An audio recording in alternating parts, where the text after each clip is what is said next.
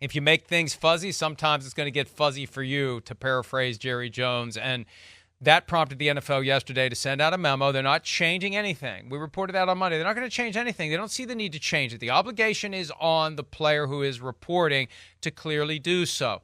The Lions confused the situation in an effort to confuse the Cowboys. That's not what it's supposed to be. You have to clearly communicate to the referee by both a physical signal up and down your chest and report to the referee the intention to report as an eligible receiver. It's about having a fair opportunity for the defense to match what the offense is doing. And it's a very simple concept. You have players wearing numbers that make them, by rule, ineligible to run a pattern and catch a pass.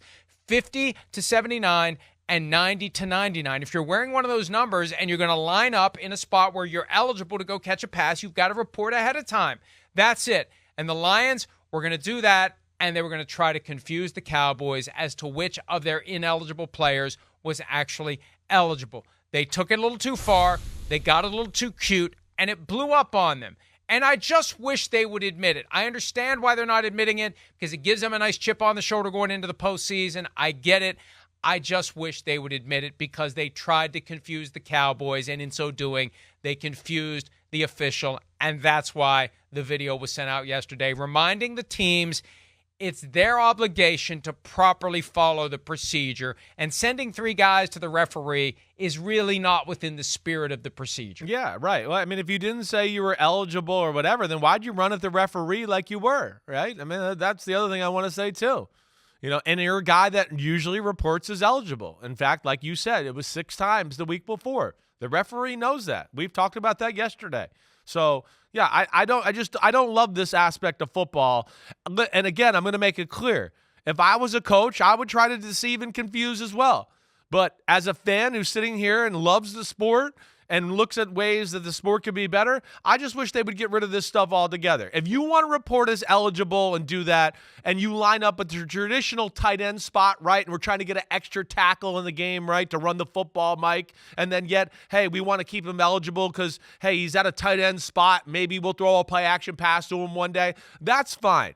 But this like juggling around, and this tackle is going to be the tight end, and the tackle is going to be the tight end on this side, and he's going to be eligible, and this one's not going to be eligible. Again, that's not football. I don't know what the hell that is, and that's where I wish the competition committee would look at this and kind of streamline this and make it a little bit, less BS, in my opinion, if they would do it that way. To allow the defense an opportunity to match personnel and to avoid deception and ensure fairness, the player must immediately report the change in eligibility status to the referee, who will inform the defense and make an announcement to the stadium. That's what they explained yesterday.